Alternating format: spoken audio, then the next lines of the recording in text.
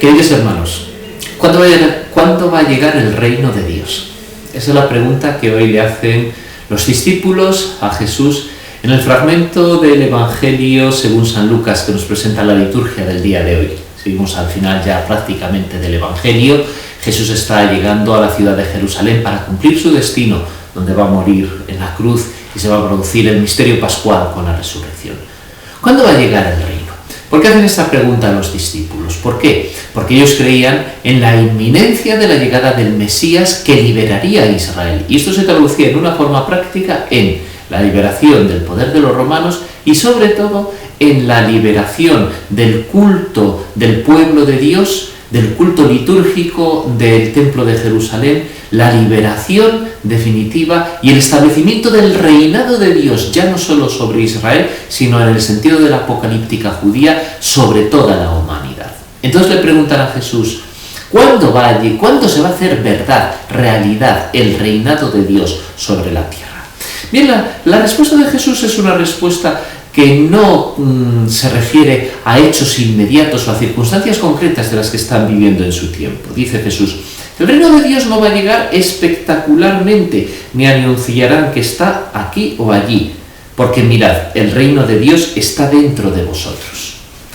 Es curioso que incluso hasta nuestros tiempos, cuando nos imaginamos como hombres estas realidades, pensamos en acontecimientos catastróficos, en situaciones del fin de los tiempos, cataclismos que van a cambiar la realidad del mundo. Nada de eso sucede con Jesús. Mirad, el reino de Dios está dentro de vosotros. Dios comienza a reinar dentro de cada uno de nosotros y este comienzo llegará a su plenitud participando del misterio de la resurrección de Jesucristo, del misterio pascual. Pero esto es algo que ya está en semilla puesto en nosotros. ¿Por qué? Porque Dios mismo, al venir a nuestro mundo en Jesucristo, ha iniciado un nuevo dinamismo. Participamos del establecimiento del reino de Dios en la medida en la que participamos en el misterio pascual de Jesucristo.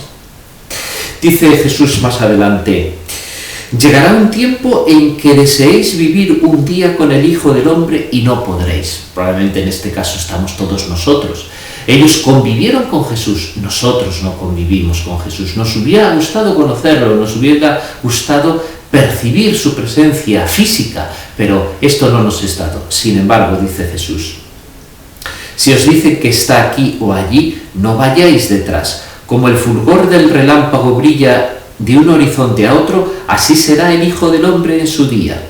Pero antes tiene que padecer mucho y ser reprochado por esta generación.